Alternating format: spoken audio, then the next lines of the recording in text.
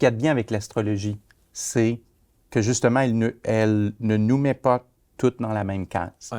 Elle dit, Sébastien, le guide alimentaire canadien, pour toi, c'est vraiment bon. OK. Pour une autre personne, c'est peut-être superflu. Il y a des gens dont le thème va dire, par exemple, l'emploi. Fais un emploi alimentaire, arrange-toi juste pour payer les comptes à la fin du mois et tu vas trouver ton bonheur dans la famille et dans les amis. Mais pour moi, ça dit non, pas que la famille et les amis ne sont pas importants, Bien sûr. mais le bonheur, la source de bonheur principale va être ton travail. Merci, bonjour, bienvenue, nouvelle rencontre depuis Montréal et notre périple qui continue avec des personnalités vraiment étonnantes. On a eu beaucoup de retours de ceux et celles qui sont venus s'installer sur les canapés parce qu'évidemment, il y a une autre manière d'aborder les choses lorsqu'on parle de santé, de bien-être, de développement personnel, de spiritualité et voire même d'art divinatoire. Il y a une autre façon outre-Atlantique de travailler. Eh bien, c'est ce que la mission qu'on s'est mise sur les épaules de vous présenter certaines personnalités. Celui qui est installé là est assez étonnant. Moi, je suis très content de le rencontrer parce que je le suis évidemment sur les réseaux sociaux et je me suis dit, si on vient à Montréal, on se devait de le recevoir. Il s'appelle Sébastien Michel. Bonjour Sébastien. Bonjour. Merci infiniment. Avec grand plaisir. Merci d'être là, enseignant en tarot. Alors, on va parler du tarot, on va parler d'astrologie, mais alors, ce qui est intéressant dans votre titre, c'est que vous mettez l'astrologie de coaching. Exact. Pourquoi cette notion de coaching supplémentaire? Je vais raconter un peu comment j'ai découvert l'astrologie. Je faisais déjà du tarot depuis longtemps. Et j'étais curieux de découvrir l'astrologie. Et quand j'ai découvert l'astrologie, c'est un système qui est complexe, qui est fantastique, mais qui était aussi très fataliste. Et quand je voyais ma carte du ciel, on me disait que j'allais être malade toute ma vie, en dépression toute ma vie, que j'allais avoir des problèmes, des difficultés. J'avais un peu l'impression que c'était meilleure chance pour vous dans la prochaine vie. Ça n'allait pas fonctionner cette fois-là. Pourtant, tous les astrologues disent que ce n'est pas une fatalité. Oui, mais quand on lit les livres, on se rend vite compte que le langage nous enferme dans quelque chose qui est fixe. OK. Et je suis tombé sur un astrologue américain, après plusieurs années d'études, je suis tombé sur un astrologue américain qui s'appelle Steven Forrest et qui m'a fait découvrir une astrologie dans laquelle, loin d'être enfermée dans notre thème natal, la carte du ciel, elle devient une ouverture vers l'évolution, vers l'amélioration, un peu comme si le thème natal devenait un manuel d'instruction pour réussir notre vie, à être épanoui, à être heureux. Et quand j'ai découvert ça, déjà au départ, moi, ça a changé beaucoup de choses dans ma vie parce que je me suis servi de cette astrologie de coaching pour m'améliorer, pour aller mieux. Et puis là, rapidement, je me suis dit, OK, ça, j'ai envie de faire ça avec des gens. Mais donc, celui qui vous a coaché, qui vous a enseigné, vous a donné une autre lecture de votre carte? Oui, tout à fait. Il mentionnait la même chose que dans les livres que j'avais lus, c'est-à-dire qu'il y avait effectivement une possibilité de maladie, de dépression, de problématiques, de blocage. Mais à chaque fois qu'il me donnait cette possibilité, il me donnait aussi une possibilité heureuse, la clé, la solution. Et c'est pour ça qu'en français, je me suis dit astrologie de coaching, parce que c'est vraiment comme si le thème dit, ben voilà, il y a une route qui va donner un très mauvais résultat, mais il y a aussi cette route-là qui va donner un excellent résultat. Donc, est-ce que tu peux faire l'effort, avoir la discipline de prendre la bonne route? Et à partir du moment où tu la prends, les choses s'améliorent. Alors, pour moi, dans ma tête, ça faisait, voilà, c'est un coach. L'astrologie devient mon coach. L'astrologie me dit qu'est-ce que j'ai à faire pour que ça fonctionne, pour que ça marche. Est-ce que, alors évidemment, il ne s'agit pas de juger vos confrères ou consoeurs, Non, pas du tout. Mais c'est ce qu'on pourrait éventuellement reprocher lorsqu'on fait appel peut-être à un astrologue ou tarologue, c'est de rester sur quelque chose de très basique au travers de la lecture simple?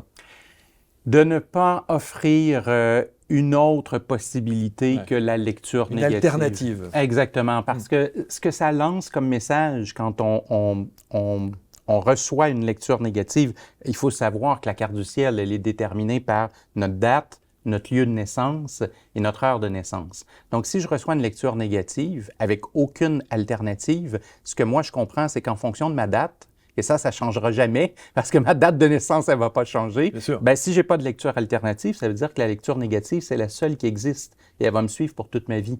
À partir du moment où la personne dit « il y a une possibilité négative, mais il y a aussi la possibilité positive », là, je comprends que dans ma date de naissance, il y a une semence. Elle peut grandir et fleurir ou elle peut faner, mais ça devient mon choix de grandir et fleurir. Alors, si on prend votre cas personnel, il faudra lire évidemment vos ouvrages et on va vous mettre autour de la vidéo tous les liens pour que vous puissiez lire les différentes références que vous propose Sébastien. Mais votre carte disait quoi? La maladie, la dépression? Et de façon générale, des blocages, peu comme si tout ce que j'essaierais de réussir, ben, ça allait échouer. Et il faut dire, Marc, que quand j'ai lu la première fois ces choses-là, j'étais pas dans une belle période de ma vie. C'est un choc en plus, hein, Oui, oui. Alors, c'est encore plus déprimant parce que j'avais effectivement fait une dépression. J'avais eu beaucoup de problèmes de santé qui, souvent, j'étais cloué au lit parce que j'avais des problématiques, j'étais plus capable de marcher, j'avais les béquilles et tout. Il y avait un paquet de trucs qui allaient mal dans ma vie. Et quand j'ai lu ça, ça a juste complètement achevé la dépression. Parce que je me suis dit, oh mon Dieu, non, c'est pas juste une passe, c'est pas juste une mauvaise passe, c'est pour le reste de ma vie. C'est écrit. Oui, c'est ça, c'est écrit. Oui. Et alors donc, on vous dit, attention, c'est écrit, certes, il y a des points de blocage, mais voici le plan B. Oui, tout à fait, absolument. Et ça, vous l'entendez? Oui. Oui. Dans mon cas, c'est sûr que je suis un être humain complexe comme tous les êtres humains et puis on pourrait parler pendant des heures de comment le thème peut amener quelqu'un à des solutions, mais j'en présente une. C'était très clair pour Steven Forrest, donc quand il regardait ma carte et ses conseils, que j'étais quelqu'un dont la mission de vie s'articulait autour de mon métier. Est-ce que je laissais quelque chose que je sentais qui était utile aux gens autour de moi? Et à l'époque, je travaillais dans les banques, qui n'est pas un mauvais métier, mais j'étais pas en train d'apporter... Non, c'est ça. Et le premier conseil, c'était de dire, ta passion, c'est les arts divinatoires, ta passion, c'est le tarot et tout. Tu dois absolument vivre de ça parce que toi, tu es quelqu'un qui, dans sa carte du ciel, la carrière va être fusionnée avec l'identité et l'impression d'évoluer. Et j'avoue que ça m'a donné le coup de pied au derrière, si je peux dire, pour quitter la banque et dire, voilà, je prends le risque de vivre de ma passion. Et j'ai commencé vraiment à faire le tarot, consultation et cours. Et c'est fou parce qu'il y a plein de choses qui se sont mises à se repositionner. Tout d'un coup, la dépression a disparu. Tout d'un coup, les problèmes de santé ont diminué. Tout d'un coup, le sentiment de blocage, c'était plutôt un sentiment de fluidité, de spontanéité. Et c'est certain qu'il y avait plus que ce conseil-là, mais c'était quand même un conseil très important. Et pour moi, à l'intérieur de 2 ans, ça a changé, là, ça a réorienté ma vie complètement. Il y a quand même dans votre histoire et votre parcours de vie, et quand on prépare l'émission, on a ce qu'on appelle une fiche de production, donc on sait à peu près quelles sont les grandes étapes de votre vie. Il y avait quand même un premier signe à 13 ans. Oui. Votre papa vous offre votre premier jeu de cartes. Oui, parce que mon père fait du tarot. Ouais. Moi, quand je suis enfant, il y a un jeu de tarot sur la table. Et il y a des gens qui viennent des fois à la maison pour consulter mon père. Et je pense que c'est normal. Je pense que c'est comme ça dans toutes les familles. Ouais, c'est ça. Éventuellement, je me rends compte que non, que c'est pas comme ça dans toutes les familles. Mais bref, mon père lit le tarot. Alors pour moi, le tarot, c'est très normal et je suis fasciné, même enfant, par les images. Il y a quelque chose qui m'attire. Mon père utilisait le grand tarot Béline, qui est encore disponible aujourd'hui, qui est magnifique. Oui. Et quand j'ai eu 13 ans, il a décidé de me léguer de son vivant. Son jeu de tarot. Il m'a dit, je sais que tu t'intéresses à ça et je te le donne. Et voilà, fais quelque chose avec ça. Donc, vous commencez par le tarot. Oui. Et c'est l'astrologie qui arrive plus tard. L'astrologie, elle arrive presque 10 à 15 années plus tard, oui. Et alors, le tarot, ce qui est quand même... Vous parlez de legs. Votre papa vous lègue ça. Oui. Donc, il vous enseigne? En fait, plus ou moins. Et c'est là où il y a un problème. C'est clairement que mon père est clairvoyant. Okay. Et évidemment, à l'époque, je n'avais pas cette distinction. Ce que mon père va me dire, c'est, regarde le jeu, la personne pose une question, tu tournes les cartes et tu dis ce qui te vient à l'esprit. Ouais. Et le problème, c'est que quand j'ai fait mes premiers tirages de tarot, il n'y a absolument rien qui me vient à l'esprit. Il n'y a rien qui vient. Non, c'est très beau ces images-là, mais j'ai aucune espèce d'idée de quoi dire. Et je me souviens de mon premier tirage avec presque une inconnue. La mère d'un de mes amis, j'ai 13 ou 14 ans, donc c'est très jeune. Bien sûr. Et la mère d'un de mes amis apprend que j'ai toujours un jeu de tarot avec moi. Alors, elle demande à son fils, est-ce que Sébastien peut me faire un tirage? Et elle est dans une histoire un peu rocambolesque. Elle vient de se divorcer, elle a rencontré un homme beaucoup plus jeune qu'elle, ça fait seulement quelques jours qu'ils se connaissent, et sa question c'est, est-ce qu'on va être heureux? Est-ce que ça va être l'amour fou? Et moi, j'ai 13 ans, et je tourne les cartes et je vois absolument rien. Alors, je me dis, je vais lui dire quelque chose qui va lui faire plaisir, et évidemment, je lui promets le conte de fées. C'est presque Disney. Et le problème, c'est qu'une semaine plus tard, ils se séparés. Mon Dieu, mon Dieu. Alors, j'ai rangé le jeu de tarot. Je me suis dit... c'est pas pour moi. Non, c'est pas pour moi. Ça fonctionne pas. Je vois absolument rien quand je tourne les cartes. Et c'est là où est-ce que j'en ai reparlé à mon père et c'est là où j'ai commencé à comprendre les distinctions. Parce que c'est lui qui m'a dit, écoute, il y a des gens comme moi qui ont une espèce de don. Et il y a des gens qui apprennent le tarot comme on apprend une langue. On en apprend la grammaire, le vocabulaire, on l'articule et puis et voilà, ça s'apprend. Alors, on a été à la librairie pour aller chercher un livre pour apprendre le tarot. Et ça a été un grand tournant dans ma vie parce que je suis tombé sur un livre de Chris Hadar, qui plus tard est devenu carrément un enseignant en présentiel parce qu'il était à Montréal avec son école. Il a été vraiment ce que j'appellerais un père spirituel pour moi. Et avec Chris Hadar, j'ai appris vraiment à parler le tarot comme on pourrait apprendre à parler italien. Ouais. C'était presque un travail d'autodidacte au départ. Oui, absolument. J'ai fonctionné avec les livres pendant presque 10 ans. Oui. Donc, on peut le faire. Ah oui, tout à fait. C'est très, très simple. J'ai donné, et si jamais les gens vont sur ma chaîne YouTube, ils pourront voir quelques exemples. J'ai souvent donné des mini-conférences de 30 minutes où est-ce qu'il y a des gens assis dans la salle et je les amène à interpréter eux-mêmes un tirage qu'on fait en direct à quelqu'un. Et c'est pas moi qui donne les réponses. Je fais que donner les mots-clés des cartes et je demande aux gens qu'est-ce que vous en pensez. Et c'est étonnant parce que dans la salle, ce sont des gens qui ont souvent zéro expérience avec le tarot. Et juste en 30 minutes, ils sont déjà capables de faire une interprétation qui est correcte en tant que telle. Alors, le tarot, je pense qu'on peut le complexifier autant qu'on veut, mais on peut aussi le simplifier et le comprendre dans ses fondements. C'est pas si difficile. Parce que dans l'analyse, on a l'impression que l'analyse, elle est infinie quand on parle du tarot. Et c'est vrai. C'est illimité. Oui. On peut trouver des variantes ou une analyse ou une lecture extrêmement variée et qui n'en finit pas. Exact. Mais c'est la même chose avec les langues. Imaginons un anglophone qui décide d'apprendre le français. Évidemment que il y a une différence entre avoir une conversation de base avec quelqu'un dans un bistrot versus avoir une conversation philosophique sur la poésie, la littérature et des choses comme ça. C'est sûr. Alors, le tarot, on va évidemment l'approfondir avec le temps. Mais en comprendre les bases, être capable de faire un tirage, c'est assez simple. Bon, on va revenir sur le tarot, on va revenir sur... parce que tout bon tarologue a son propre jeu. Oui. Et vous avez le vôtre, on va le présenter dans un instant. À quel moment l'astrologie vient se greffer au tarot dans votre vie? J'étais à la début trentaine lorsque vraiment l'astrologie devient un outil professionnel parce qu'au départ, je l'ai appris comme on mentionnait pour moi et puis bon, comme il y avait le côté fataliste, je l'avais mis un peu de côté. Quand je découvre cette possibilité d'avoir une astrologie de coaching, là, elle m'intéresse beaucoup et je me dis, je vais commencer à en faire de la consultation professionnelle. Alors, mais j'avais déjà une clientèle en tarot, ce qui fait que les clients en tarot ont commencé à prendre des consultations. Je donnais déjà des cours de tarot, donc rapidement, les formations en astrologie ont pris la relève. Alors là, maintenant, depuis 2008, je fais l'enseignement du tarot et de l'astrologie à temps plein. Bon, ce qui est vraiment intéressant avec vous, Sébastien, c'est que vous êtes quand même la preuve vivante qu'il n'y a pas de fatalité. Je crois que oui.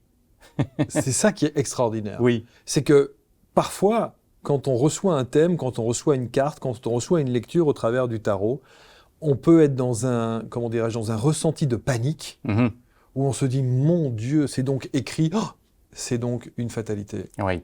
Et vous êtes la preuve vivante qu'on peut prendre un autre biais, que ça ne peut être qu'une sorte d'avertissement ou d'information. Oui. De ce qui arrive. Absolument. J'ai d'ailleurs souvent fait quelque chose que peu d'astrologues font, mais j'ai souvent publié mon thème natal sur les réseaux sociaux parce que quelquefois les gens peuvent dire « Ah, Sébastien, il dit que sa carte du ciel était mauvaise et tout, mais on la connaît pas. » Mais alors, elle est bien mauvaise. Oui, elle est. N'importe quel astrologue va s'en rendre compte assez rapidement, oui. Oui. Alors, comment est-ce qu'on pourrait interpréter ça? De se dire que pourquoi est-ce que la vie, l'univers, les forces en présence nous mettent des choses négatives dans notre thème? Comment on pourrait appréhender ça? Évidemment, ça relève d'une certaine croyance, tout ça. J'aime bien la piste karmique. Je crois personnellement aux vies antérieures. Je force personne à entrer dans ça. C'est ma croyance personnelle. Mais en astrologie, j'ai vraiment cette impression de comprendre le thème au travers de ce qu'on a vécu dans d'autres vies et que, en quelque part, il y a probablement des gaffes qu'on a commises. Et j'ai un peu cette espèce de feeling qu'on se réincarne. Et je vais utiliser une image que j'ai dans un de mes livres où est-ce que je dis, si dans une ancienne vie, on a été pyromane, on va arriver dans cette vie-ci probablement avec l'allumette dans la main. Le but de l'univers ou l'espoir de l'univers, c'est que cette fois-ci, on ne l'allume pas. Parce que si on fait ça, on vient de nettoyer le karma du pyromane, notre âme vient d'évoluer et de faire un grand bond en avant.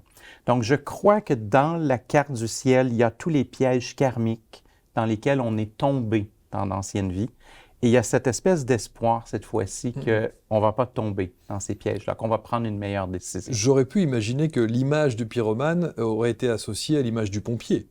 Oui, et peut-être, quelle belle solution du pyromane qui se réincarne et qui décide de devenir pompier. Vous savez, je donne un exemple, et je parle assez rarement de mon cas personnel, mais je donne un exemple. Il y a une chose que je déteste par-dessus tout dans ma vie, c'est l'alcool.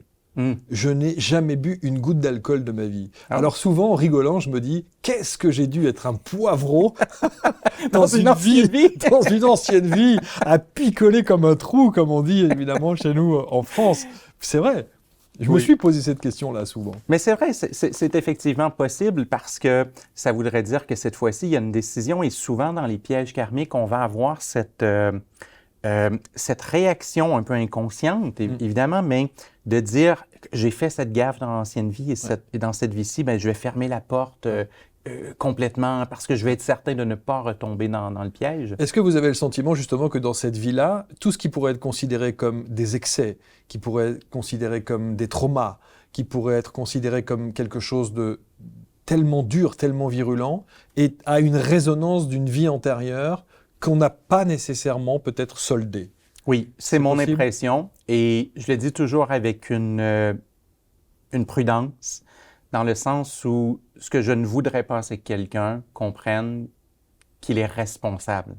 Au sens où je trouverais très, très dommage qu'on fasse croire à quelqu'un qui a, je sais pas moi, un handicap physique, une maladie terrible et lui dire, tu sais, c'est de ta faute, c'est dans une ancienne vie et tout. Je veux toujours être prudent dans la façon de l'amener parce que je crois pas qu'on est responsable directement des pires choses qui nous arrivent dans notre vie, mais je crois que dans notre attitude, quelquefois, on peut changer notre façon de voir et notre façon de faire parce que peut-être on peut les contourner ou les améliorer. Alors, sans être responsable de façon caricaturale, binaire. Quand même, voilà, j'ai quand même, oui, cette impression qu'on traîne des choses, des traumas des anciennes vies. Dans votre cas, dans votre vie, vous parliez de la dépression, vous parliez de la maladie. Vous avez réglé ça, du coup, grâce au tarot et à l'astrologie? La dépression, je dirais complètement. J'ai vraiment, j'ose le dire, là, je me considère comme complètement guéri. Parce que vous avez été guidé par l'astrologie et le tarot? Parce que j'ai fait 2 dépressions dans ma vie. On parle de dépression diagnostiquée médicalement et tout. Et maintenant, ça fait, mon Dieu, presque 15 ans, un peu plus de 15 ans, et il n'y a plus aucun épisode de dépression qui s'est représenté. Donc là-dessus, je suis confiant. Ma santé, je suis quelqu'un qui a une santé qui est fragile. C'est-à-dire que je suis toujours celui qui va attraper le virus avant tout le monde.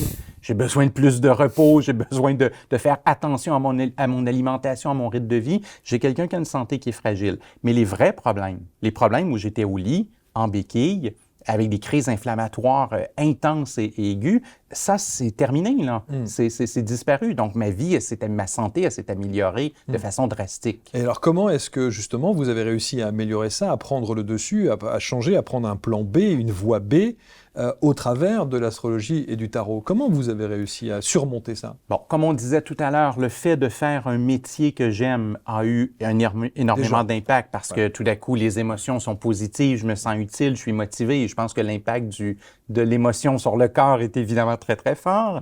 Mais il y avait aussi des conseils dans ma carte du ciel qui tournaient autour justement d'avoir un régime de vie qui est un peu plus strict que la moyenne des gens.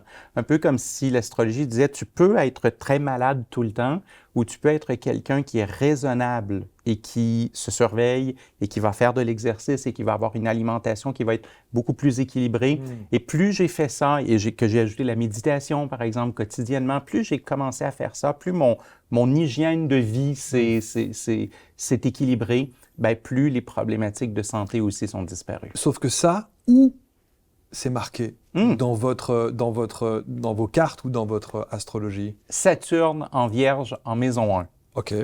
Alors, c'est du charabia. Alors ça, non mais attends. Ça, Sébastien, il faut surtout pas qu'on rentre dans ce truc-là. Vous savez ce que je reproche, moi, à tous les astrologues? Oui. On en connaît en France qui sont très très bons, Oui. qui sont très très forts aussi, et qui ont vraiment une lecture et une pédagogie extraordinaire. En revanche, qui dérivent très très vite dans 45 degrés de Saturne qui Pluton fait en sorte que c'est insupportable. Alors, tu comprends pourquoi j'hésitais à répondre. Mais non, mais c'est bien quand même. Il faut une petite dose de ça. Mais ce qui est intéressant, c'est qu'on peut expliquer, par exemple, simplement ce que ça veut dire. OK. Saturne, c'est la planète dans notre thème natal qui représente ce que l'on doit faire, même si on n'a pas nécessairement envie. OK. Comme aller chez le dentiste. Personne aime aller chez le dentiste. Mais il faut Imaginons qu'on n'y aille jamais. Ouais. Ça va être terrible. Bon, la Vierge, c'est un signe qui est associé à la méthode, à la prudence et aux choses organisées. Et la maison 1, c'est la maison du corps, c'est la maison de l'individu en tant que tel. OK. Alors, Saturne en Vierge et en 1, ce que ça revient à dire, c'est il faut avoir cette méthode, cette discipline à propos du corps et de sa personne, et maintenir cette discipline sur le long terme, parce que si on fait ça, Saturne en Vierge et en 1, tout d'un coup, va bien aller. Sauf que quand tu as cette lecture-là, qu'est-ce qui dit que ça correspond à l'alimentation, par exemple? Ou ça correspond à une hygiène de vie différente? Parce que les mots-clés de la Vierge, carrément, sont ceux de l'hygiène de vie et l'alimentation. Ah, La Vierge est carrément reliée. Il y a la maison 1 qui est au corps, d'accord. et il y a la Vierge qui est associée à l'alimentation, à la médecine, OK. à la prévention, ce type de choses-là. Donc c'est clair. Oui, absolument. Donc il fallait changer d'alimentation, changer de rythme de vie, faire un peu de sport. Oui. Et c'est presque du bon sens. Oui, quand on y pense, oui. C'est vrai que quelqu'un pourrait être sceptique et dire mais franchement, n'importe qui aurait pu dire ça, même sans le fameux Saturne. Exact. Sauf que pour moi, comme tout le reste du thème faisait vraiment du sens, ben je pense que j'y ai cru beaucoup plus facilement. Ah. Parce que quand on recommande la bonne alimentation et tout, on a l'impression que c'est pour tout le monde. C'est-à-dire qu'on est 6 milliards de personnes sur Terre et les médecins nous disent ça aux 6 milliards. Tout le monde doit bien Oui. bouffer. À un moment donné, tout le monde doit manger. Vous savez, en France, on a un truc, je ne sais pas si vous avez ça, 5 fruits et légumes par jour. Oui. Alors certains trouvent ça complètement absurde. Moi, je ne peux pas manger 5 fruits et légumes par jour. Mais vous avez ça aussi ici? Oui, c'est le guide alimentaire Ouais, canadien avec les... Voilà. Exact. Bien, finalement, un guide alimentaire, c'est pas mal Saturne en Vierge. Alors, dans mon cas, et c'est ça qui est bien... je m'amuse en disant ça, Marc, mais ce qu'il y a de bien avec l'astrologie, c'est que justement, elle ne nous met pas toutes dans la même case. Ouais. Elle dit, Sébastien, le guide alimentaire canadien, pour toi, c'est vraiment bon. OK. Pour une autre personne, c'est peut-être superflu. Il y a des gens dont le thème va dire, par exemple, l'emploi. Fais un emploi alimentaire, arrange-toi juste pour payer les comptes à la fin du mois et tu vas trouver ton bonheur dans la famille et dans les amis.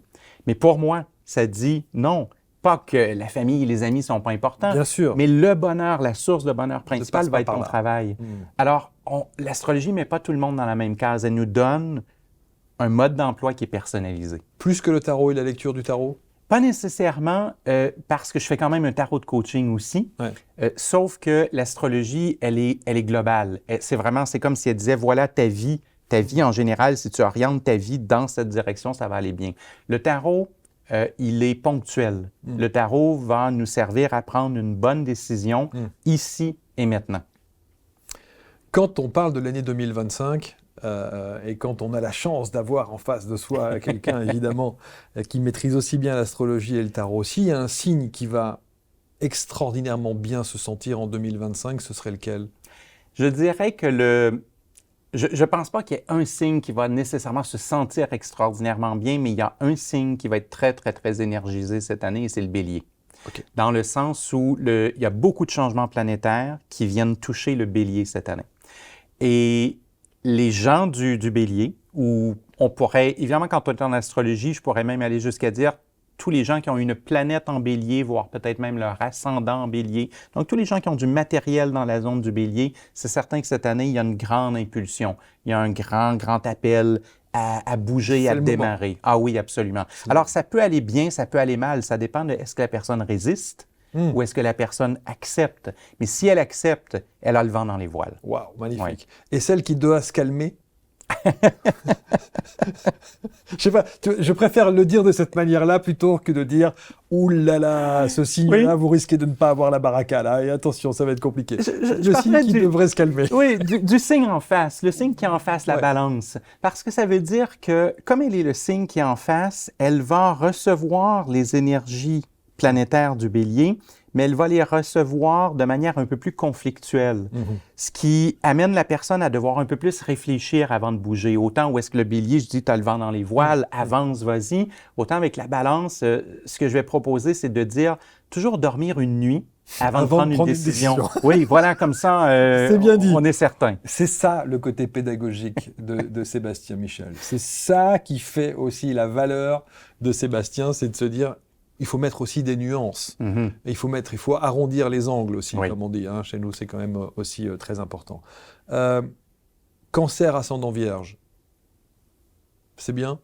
Oui, ben oui, absolument, c'est bien. Mais tout est bien. Parce que, mais tout est toujours bien. Mais cancer ascendant vierge, spontanément, c'est certain qu'on peut faire une lecture qui est longue. Bien sûr. Mais spontanément, dans le signe du cancer, il y a le besoin de prendre soin des autres et de créer une famille.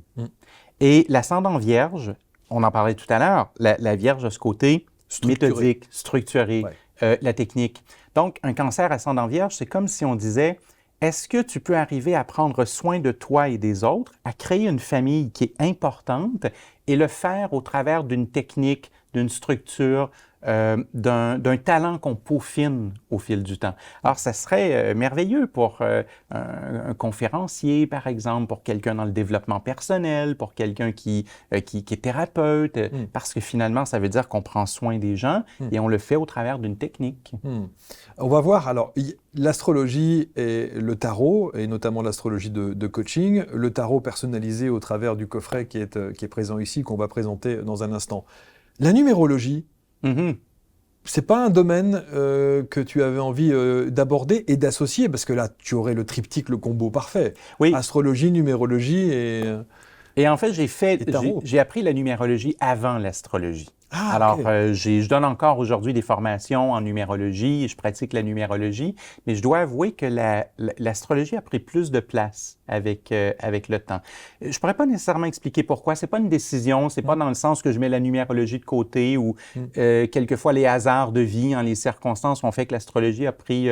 Il y a une mode aussi actuellement en astrologie. L'astrologie, elle a le vent dans les voiles et tout. Mais effectivement, j'ai longtemps pratiqué la numérologie, je la pratique encore et la numérologie que j'ai appris, elle est fort intéressante. C'est une numérologie à 22 nombres. C'est une numérologie qui est basée sur le tarot. Et ce que j'adore, c'est qu'on peut l'illustrer.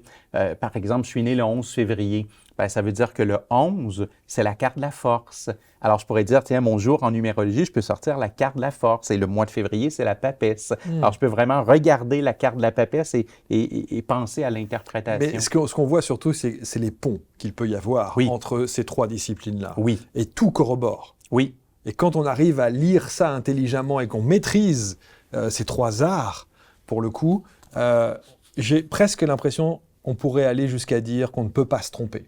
Exact. Et ce qui est aussi fascinant, c'est d'avoir cette impression que chaque discipline éclaire le même diamant, mais une facette différente. Et quand je lis mon thème en numérologie du tarot, je découvre des choses hyper intéressantes. Et quand je lis mon thème en astrologie, j'y vois autre chose, mais qui sont aussi nourrissantes et valides. Et quand je me fais un tirage de tarot, bien, des fois, les cartes vont m'amener dans une autre direction, mais elle est vraie aussi et elle est importante. Et je pense que chaque outil a ses forces. Peut-être que chaque outil a aussi ses faiblesses, dans le sens qu'il y a ses angles morts. Et quand on pratique plus qu'un art divinatoire, bien, il y a souvent la possibilité de combler les angles morts en regardant un peu partout. Ouais, et combler les angles morts, peut-être, lorsqu'une discipline ne permet pas d'avoir une réponse, l'autre Exact. peut venir compléter ça. Absolument. Ouais, c'est ça Oui. qui est intéressant. La difficulté aussi, parfois, dans les sceptiques, parce qu'on en a quelques-uns, Oui. évidemment, on a ce qu'on appelle, nous, des zététiques, qui sont là, effectivement, pour de toute façon, quoi qu'il arrive, dire que ça ne va pas, que ça ne correspond pas, que c'est pas bien, que c'est n'importe quoi, bullshit et compagnie, etc., etc. Mais je me demande souvent, au travers de ceux qui sont un peu sceptiques parfois, de se dire, est-ce que quand on leur montre cette lecture de l'astrologie, de la numérologie ou éventuellement du tarot, c'est presque incontournable. Mhm. C'est presque, on pourrait très bien se dire que même face à quelqu'un qui est sceptique, la lecture, elle est tellement claire, tellement limpide, qu'on ne peut pas ne pas croire. Oui, à mon avis, oui. Et c'est là où je fais aussi une différence entre un sceptique ouvert et Oui. un sceptique qui est Totalement fermé. On ne pourra rien pour lui. Exact. Mais les sceptiques qui, au départ, ne croient pas, mais sont ouverts à tenter l'expérience, habituellement sont très, très rapidement convertis par ça. Ouais. Et certains vont vous dire aussi, attention à ne pas calquer sa vie. Mm-hmm. À chaque fois qu'on a une épreuve, un doute, une question, est-ce que c'est bon d'aller systématiquement aller chercher une réponse dans un de ces trois domaines? Oui, je crois qu'il y a effectivement une certaine prudence à avoir. Je pense qu'on peut être dépendant aux arts divinatoires, y avoir une comme on peut être dépendant à l'alcool, Ouais, on peut être dépendant à ça. Et je suis vraiment en faveur d'utiliser les outils quand on sent qu'on en a vraiment besoin, et non pas pour tout et pour rien, parce que je m'en vais faire l'épicerie, je me demande si ça va bien aller ou non. Exactement. Voilà. Mais il y a certaines décisions qui sont importantes dans nos vies, et d'avoir un éclairage, parce que c'est ce que ça donne, c'est un éclairage, c'est jamais une voie qui nous oblige à prendre une direction, mais d'avoir un éclairage, souvent ça va nous rassurer, ça va nous donner des pistes de réflexion afin qu'on prenne la bonne décision. Et toi qui travaillais dans la banque, je me dis que c'est toujours intéressant, si on doit aller voir son banquier, de connaître l'énergie de la journée en question ou éventuellement de la bonne période, si c'est le bon moment ou pas pour aller le voir. Ah oui, parce que le banquier, c'est un peu comme le dentiste. Hein? Ça, c'est sûr. Oui. On n'y va pas avec plaisir. Et voilà, mais il faut bien y aller des fois. Il faut bien y aller de temps en temps pour lui rendre une petite visite. Tu enseignes? Oui, et c'est devenu, c'est même 80% de mon horaire. Maintenant, c'est de l'enseignement. En fait, pour les consultations, je suis complet depuis plusieurs années. J'arrive plus à prendre de nouveaux clients. Il y a eu un essor dans les 6 ou 7 dernières années. Il y a eu un essor de l'enseignement. La pandémie a énormément aussi augmenté cette volonté de se connecter en ligne. Et ça fait 5 ans maintenant que j'enseigne régulièrement en France, en Suisse, en Belgique, parce que j'ai établi des horaires pour les Européens. Alors moi, j'enseigne en après-midi. Pour eux, c'est la soirée. Et voilà, il y a eu un gros boom en termes d'enseignement. Ouais, et sur les trois thématiques, numérologie, astrologie, tarot? Oui, et je fais même un peu de géomancie, mais ça, c'est une toute autre histoire. C'est un petit plaisir qui est arrivé tard dans ma vie, que je pratique surtout pour moi, mais certains étudiants m'ont demandé de leur expliquer, donc j'ai une mini-formation en géomancie. Comment se passent justement les formations et l'enseignement que tu préconises? Comment est-ce qu'ils se déroulent en ligne, évidemment? Oui. Ouais. En fait, il y a 2 grandes catégories. Quand on est sur mon site web, on va voir qu'il y a l'école classique et l'école virtuelle. Et quand on parle d'école virtuelle, on parle de webinaires qui ont été préenregistrés et que les gens peuvent suivre au rythme et au moment qui leur convient. Et les gens peuvent quand même poser des questions, parce qu'on peut poser des questions par écrit sous les vidéos. Moi, je suis avisé de la question, j'y réponds dans les 24 à 48 heures, mais ça reste une école virtuelle dans le sens où la personne écoute une vidéo qui est préenregistrée. J'y ai mis l'ensemble de mes formations plus courtes pour ça. Mais mes grandes formations, c'est-à-dire tarot niveau 1 à 3, astrologie niveau 1 à 3, les formations où j'apprends tout le tarot, toute l'astrologie. Ça, je le fais en mode école classique. Et ce que je veux dire par école classique, c'est que c'est en direct. Alors, c'est quand même en ligne parce que les gens de France ne vont pas venir une fois par semaine au Québec. C'est sûr. Alors, ça reste en ligne. J'utilise la visioconférence, mais on est en direct. Je vois les étudiants, j'entends les étudiants, ils ouvrent leur micro, ils me donnent leur interprétation, ils me posent des questions. Donc, c'est vraiment une formule en direct où on se voit chaque semaine de telle heure à telle heure. L'objection parfois qu'on entend, c'est de se dire « moi, j'aimerais beaucoup pouvoir maîtriser le tarot, maîtriser l'astrologie, mais je n'ai pas cette intuition plus qui parfois va jusqu'à de la médiumnité ou peut-être, voilà. Est-ce nécessaire? Ben absolument pas. Comme je ne l'ai pas moi-même, C'est vrai, tu n'as aucune notion. Je crois pas. C'est vrai? La seule chose qui s'est développée avec le... Je pense que quand j'ai commencé le tarot, j'étais à zéro, mais vraiment zéro don, zéro clairvoyance, zéro médiumnité. Le fait de pratiquer le tarot et l'astrologie, ça muscle l'intuition. Hein, c'est un peu comme quelqu'un qui dirait, moi, j'ai zéro musculature, mais je m'inscris au gym et puis je fais de l'entraînement pendant quelques années. C'est certain que la musculature va se développer. Ça va venir. Bon, alors, il y a une intuition qui s'est développée avec le temps. Et quand je parle de ça, je parle vraiment pas de médiumnité. Ce que je veux dire par là, c'est que dans une carte de tarot, par exemple, il y a plusieurs mots-clés. Prenons le battleur. Il peut symboliser les outils et les talents, mais il peut aussi symboliser le démarrage. Alors, pourquoi est-ce qu'une journée, dans un tirage, l'intuition dit utilise démarrage. Et le lendemain, utilise les talents et les outils. Bon, mais ça, c'est ce qui se muscle avec le temps. C'est pas de voir des choses qui sont pas dans les cartes. C'est pas de voir des trucs qui sont pas vraiment dans les cartes. Mais c'est d'aller rapidement vers le bon mot-clé et la bonne définition. Et ça, effectivement, ça s'apprend, ça se muscle par la pratique. Ça se travaille. Oui, absolument. Donc, encore une fois, c'est un très beau support, mais c'est pas un support inné. Voilà, mais pas pour moi. J'ai pas de problème avec les gens qui ont ça inné. Parce que mon père était comme ça. Mon père associait aucun mot-clé aux cartes.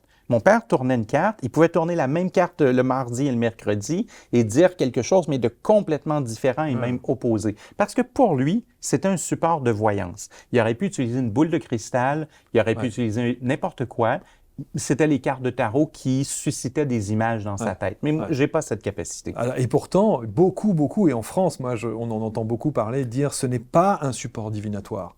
On ne prédit pas l'avenir avec le tarot ou avec l'astrologie. Je vais contester, on peut le faire. Je l'ai fait très, très souvent. J'ai même fait des tests parfois où est-ce que j'ai fait des tirages à des amis et je leur ai même pas fait la lecture parce que je voulais pas les influencer. Je voulais pas qu'ils entendent ce que les cartes avaient à dire et je rangeais les cartes et 6 mois plus tard, on s'en reparlait et le tarot avait bel et bien dit ce qui allait arriver. Alors, je crois que le tarot peut le faire, mais qu'on a aussi un choix de la façon dont on l'amène. Est-ce qu'on amène une prédiction dans le tarot comme une fatalité? Ou est-ce qu'on amène une prédiction dans le tarot? Je vais utiliser une métaphore, ça va te faire rire, mais si je vais chez le garagiste et que le garagiste inspecte mon véhicule, peut-être qu'il va me dire, Sébastien, tes freins sont usés. Je te prédis que si tu ne les changes pas, dans 6 mois, tu risques d'avoir un accident. Il fait une prédiction, mais ce n'est pas une prédiction de fatalité. Son idée, c'est que je devrais changer mes freins maintenant pour éviter d'avoir la problématique dans 6 mois. Je vois le tarot comme ça. Si le tarot me dit que je vais frapper un mur dans 6 mois dans ma vie, bien, je le sais maintenant. Le tarot m'explique pourquoi je vais frapper un mur et quel mur est-ce que je vais frapper. Ben voilà, à moi maintenant de changer des trucs, changer ma trajectoire, prendre des décisions différentes. Et c'est là où est-ce que le tarot peut prédire et en même temps conseiller. Et même, on peut aller plus loin et on pourrait dire au tarot, tu m'as prédit que je vais frapper un mur, maintenant dis-moi comment je peux le contourner. Et là, le tarot devient un coaching à 100% parce que la carte n'est plus une prédiction. La première carte prédisait le mur et la deuxième carte me dit comment je pourrais le contourner, ce mur. Voilà comment j'utilise le tarot. Et comment tu l'enseignes. Et comme je l'enseigne. Absolument. Et tu as ton tarot. Oui, et oui. Ton tarot, qui est ce coffret qui est ici, évidemment. On va vous mettre le lien en dessous de la vidéo. La légende du tarot retrouvée. Oui. Pourquoi ce titre? Parce que depuis que j'ai 13 ou 14 ans que je m'intéresse aux images du tarot, j'ai rapidement eu cette impression que étant donné que je veux le parler comme un langage, ben, je veux le comprendre. Et pour le comprendre, j'avais cette impression que je devais en revenir aux images originales, pas toutes les transformations qui ont eu lieu au fil des siècles. Donc, je me suis vraiment passionné pendant 30 ans sur l'histoire du tarot. Quel était le tarot de Marseille original, vraiment les premiers symboles, les premières couleurs, les premières images. Et après une trentaine d'années de recherche, il y a une étudiante tout d'un coup à qui je parle de ça et qui me dit, tu sais, moi, je suis graphiste. Elle s'appelle Geneviève Chabot, elle est sur le coffret. Geneviève, elle me dit, tu sais, moi, je suis graphiste et je suis spécialisée dans le trait du Moyen-Âge. Et j'aimerais bien dessiner le tarot en fonction de toutes tes recherches. Donc, le tarot retrouvé, c'est en quelque part la restitution des 22 arcanes majeurs du tarot. En langage un peu technique, on dit que c'est un tarot de Marseille de type 1. Donc, ce que ça veut surtout dire, c'est que c'est les plus vieux. Donc, les tarots de Marseille de type 1, ce sont les plus vieux exemplaires qu'on a. Et je me suis servi de mes recherches et des jeux qu'on possède encore aujourd'hui pour essayer de revenir vraiment au trait original, aux symboles originaux. Et c'est pour ça que je parle du tarot retrouvé. Mais il n'a pas énormément évolué, en fait, ce tarot. Hein. En fait, celui-là... Il n'a pas beaucoup changé. Non, mais il y a eu beaucoup de changements. Même dans le tarot de Marseille, il y a quand même pas mal de détails qui sont disparus. Qui ont disparu. On s'entend, la carte ne va pas être transformée complètement. Mais je donne un exemple. Je ne sais pas si c'est possible pour la caméra, mais sur la carte de la papesse, sur la plupart des tout premiers tarots, il y avait une lumière jaune qui sortait du ciel et qui entrait dans sa couronne. Et ça, c'est disparu. Ça existait dans les plus anciens tarots, mais c'est disparu des tarots modernes. Et c'est intéressant, ce symbole, parce que la papesse symbolise la canalisation, elle symbolise l'intuition, elle symbolise la connexion au divin. Donc, c'était ce que cette lumière jaune représentait sur les tarots originaux. Elle représentait le divin qui vient s'ancrer et se canaliser dans le personnage. Et c'est là toute la difficulté, parce que tu sais, c'est comme on prend l'exemple de la Bible, par exemple. Moi, quand les gens me disent « Ah oui, mais c'est écrit dans la Bible », et je me pose toujours cette question, et j'ai un doute à un moment donné, et je me dis que, est-ce que ici, en 2025, ce qu'on lit de la Bible était véritablement ce qui a été écrit à l'époque? Ou est-ce que le traducteur a changé des trucs? Ou est-ce que ça a été véritablement changé, modifié, etc., etc. Et c'est la même chose pour le tarot. Exact. Et quand on sait à quel point ceux qui maîtrisent l'art du tarot arrivent à décrypter ce qu'il y a sur la carte, je me dis que si cette carte a évolué, a été modifiée, a été transformée, a été réajustée au niveau des couleurs, au niveau des objets, hein, est-ce que ça ne fausse pas du coup sa lecture? Oui, absolument. Ça peut. En tous les cas, moi, je trouve que ça aide d'avoir les couleurs et les symboles originaux. Mais même sur la papesse, un autre trait qui est intéressant, c'est que la papesse a été dessinée avec le style des couleurs de la Renaissance italienne pour la Vierge Marie. Alors, à la Renaissance italienne, on peignait toujours la Vierge Marie avec un grand manteau bleu et un intérieur de vêtements rouges, parce que le bleu étant l'invisible et le rouge le matériel, donc elle prépare la venue de l'enfant Jésus. On ne le voit pas, son manteau est bleu, mais à l'intérieur, il y a quelque chose qui se prépare. Et dans les tarots qui ont suivi, on a changé les couleurs. Et c'est intéressant d'y revenir parce qu'une des définitions de la papesse, c'est la préparation de quelque chose en secret.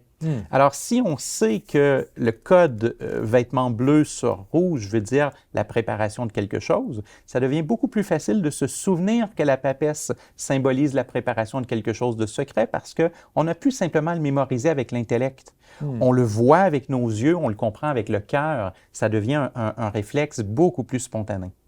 En tout cas, je note que ce jeu qui te personnalise, hein, la légende du tarot retrouvé, les cartes sont extrêmement épaisses. Hein. Oui. Félicitations. C'est un éditeur de Bretagne. Hein, on en parlait avant le début de l'enregistrement. C'est un éditeur de Bretagne. Je suis très, très content. C'est les éditions du Pic Poivre. Ils font un travail d'une très grande qualité. C'est la raison pour laquelle j'ai voulu travailler avec eux. Ce sont des cartes de grande qualité, de belles couleurs. Il y a le trait, on dirait vraiment, même si c'est moderne, on dirait vraiment un jeu qui est très ancien. Qui est très ancien, oui. Absolument. Non, c'est très bien fait. Et bravo à Geneviève Chabot. Chabot, oui, exact. Qui a travaillé, qui a collaboré avec toi.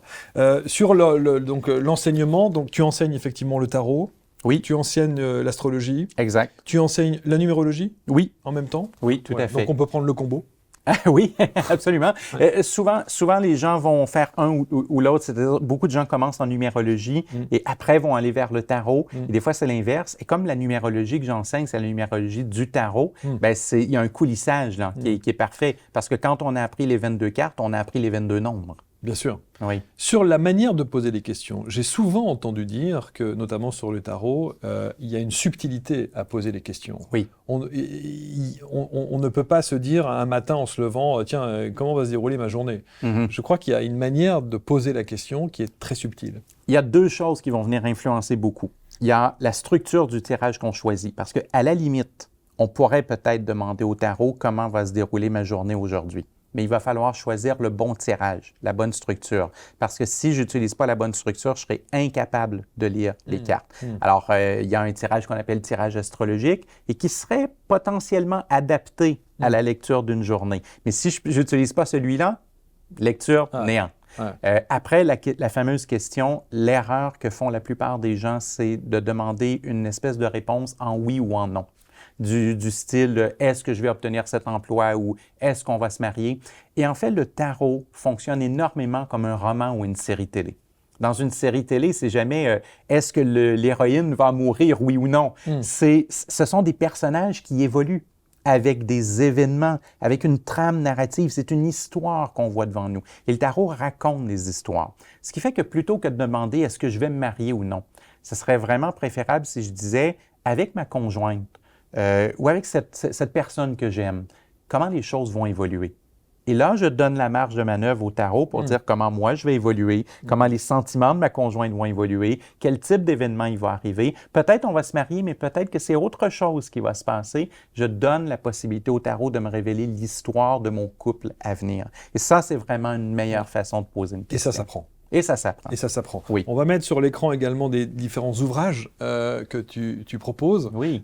Ça, c'est des ouvrages qui viennent en complément des formations que tu proposes. Exact. Et ce sont un peu des... Ça peut être à la fois aussi une alternative, parce que des fois, il y a des gens qui me disent « Sébastien, j'ai pas la possibilité de m'engager pendant 14 mois pour faire une formation en tarot. » Ben, le théâtre du tarot, c'est le niveau 1. Et le tarot par la pratique, c'est le niveau 2. Et créer son succès avec le tarot de coaching, c'est le niveau 3. Alors, quelqu'un pourrait suivre un équivalent de formation avec les 3 livres, mais c'est certain que ce qui est le meilleur, c'est pour mes étudiants, c'est de faire la formation au tarot 1 à 3 et en même temps de lire les livres pour aller chercher des exemples supplémentaires et tout. Ça enrichit. Et il y a bien entendu donc l'école. Et voilà, oui. L'école de tarot et d'astrologie. Je trouve que c'est fascinant.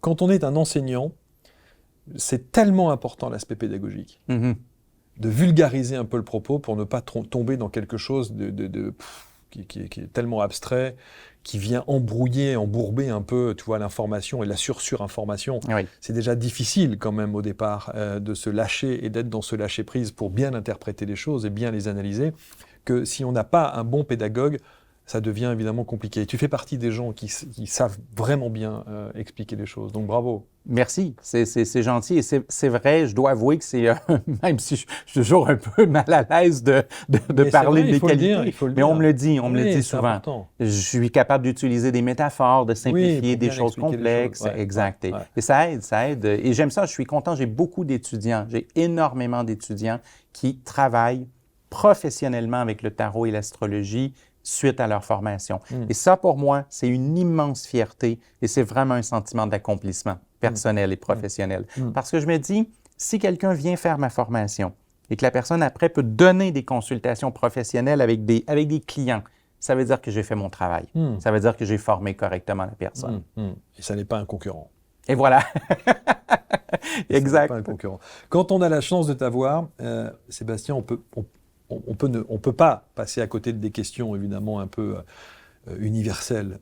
2025-2026. On est dans une période actuellement sous plusieurs niveaux où il y a 2 courants énergétiques qui s'affrontent.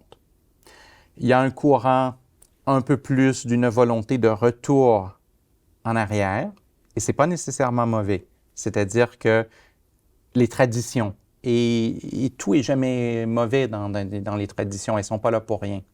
Et il y a aussi un courant qui cherche à avoir une rupture franche avec le passé et avec les traditions. La problématique, c'est qu'à l'intérieur de ces 2 énergies, il y a des extrémistes. Et il y a plein de gens de bonne volonté, autant dans les traditionalistes que dans les modernistes. Mais il y a des extrémistes. Et ce qui me fait peur, c'est que les 2 énergies qui s'affrontent et comment on voit les choses qui se dessinent dans le ciel, on dirait que les extrémistes dans les 2 camps prennent de plus en plus de place. Et on a cette impression d'une forme de clash.